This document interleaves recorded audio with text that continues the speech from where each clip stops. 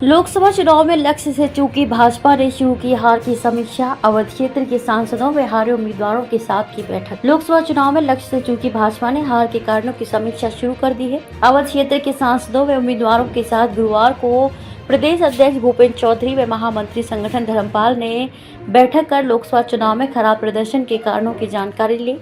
इनकी रिपोर्ट के आधार पर भाजपा की टास्क फोर्स संबंधित लोकसभा व विधानसभा क्षेत्रों में जाकर जांच करेगी। टास्क फोर्स की रिपोर्ट के बाद पार्टी केंद्रीय नेतृत्व को अपनी रिपोर्ट भेजेगी। इस बैठक में लखनऊ व गोंडा के सांसद राजनाथ सिंह तथा कीर्तिवर्धन सिंह शामिल नहीं हुए।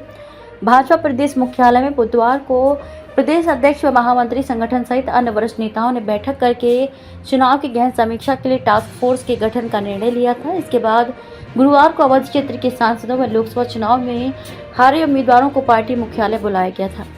कल भी कानपुर सहित कुछ सीटों के उम्मीदवारों की बैठक बुलाई गई है। अन्य क्षेत्रों के सांसदों व हारे उम्मीदवारों से पार्टी उनके क्षेत्रों में जाकर बैठकें की जाएंगी। 2019 के मुकाबले इस बार भाजपा को 29 सीटों का नुकसान।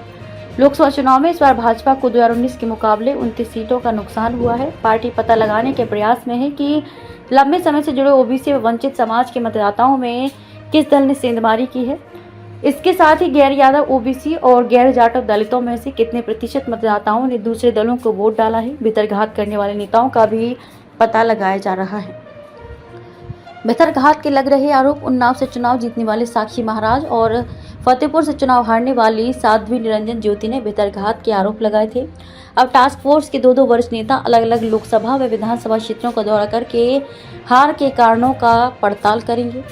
टास्क फोर्स जाति समीकरणों की भी रिपोर्ट तैयार करेगी। इसमें किस किस जाति के मतदाताओं ने किसे वोट दिया और कौन सी जातियों ने इस चुनाव में भाजपा से दूरी बनाई, उसकी भी रिपोर्ट शामिल की जाएगी। इसी रिपोर्ट के आधार पर पार्टी अपनी अगली रणनीति तय करेगी। सरकार और संगठन में बात होने के बाद मुख्यमंत्री योगी आदित्यनाथ की सहमति से भाजपा नेताओं ने टास्क फोर्स के लिए 60 नेताओं के नामों का चयन किया है।